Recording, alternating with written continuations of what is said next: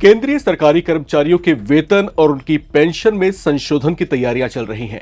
8वें वेतन आयोग का 3 सदस्यीय पैनल अपनी सिफारिशें तैयार कर रहा है, जिसके लिए लगातार काम जारी है।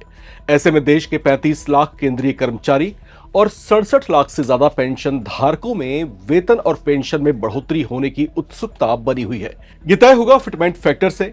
ये वही जादुई न्यूमेरिक होगा जिसे बेस बनाकर कर्मचारियों की नई बेसिक पे, भत्ते और बढ़ी हुई पेंशन तय की जानी है। पेंशन भोगियों को कितना पेंशन मिलेगा और उनके हितों से जुड़े कुछ सवाल संसद सत्र में भी उठाए गए हैं।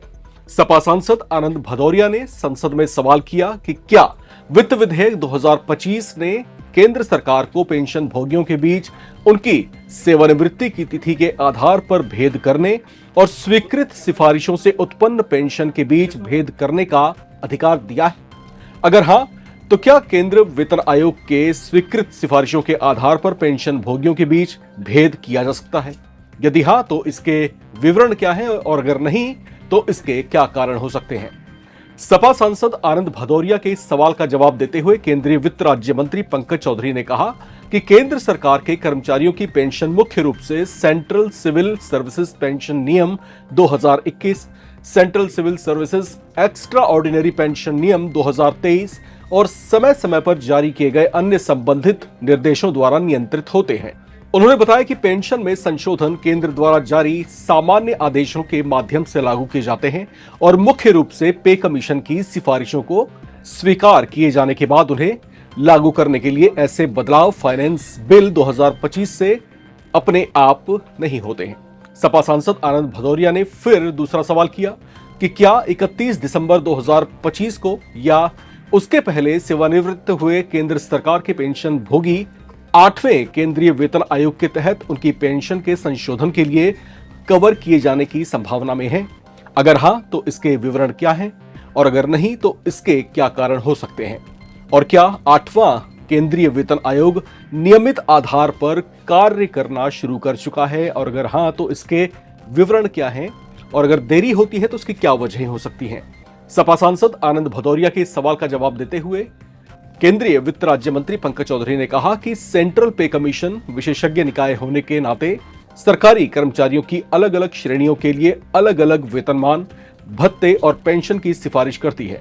मंत्री पंकज चौधरी ने कहा कि फाइनेंस एक्ट 2025 के पार्ट 4 ने मौजूदा सेंट्रल सिविल सर्विसेज पेंशन नियमों और भारत के कंसोलिडेटेड फंड से पेंशन देनदारियों को पूरा करने वाले सिद्धांतों को मान्य किया है और ये मौजूदा सिविल या डिफेंस पेंशन में कोई बदलाव नहीं करता है।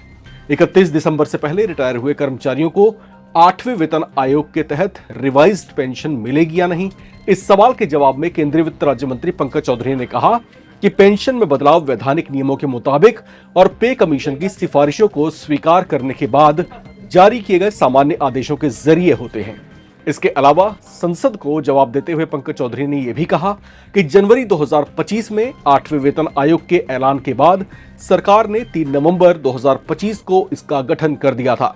साथ ही इसके टर्म्स ऑफ रेफरेंस या टीओआर नोटिफाई कर दिए गए थे। उन्होंने बताया कि आयोग के सदस्यों को अपनी सिफारिशें सौंपने के लिए कुल 18 महीने की अधिकतम अवधि दी गई है, जिस पर तेजी से काम किया जा रहा है। आपको बता दें कि इस आयोग के कामकाज की निगरानी के लिए कुछ दिन पहले ही विजिलेंस ऑफिसर की नियुक्ति की गई है।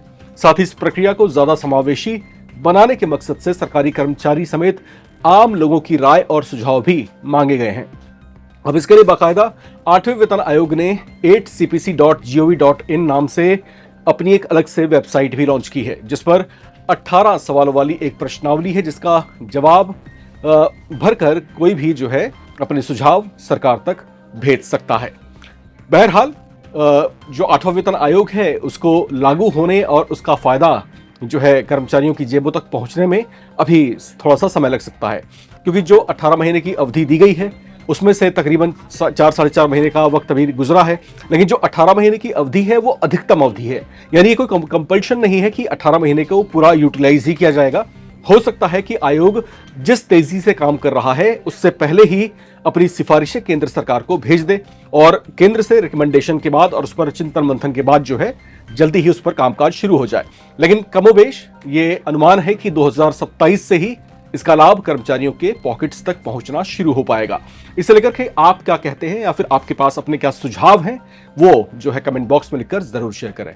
देखते रहें नवभारत टाइम्स।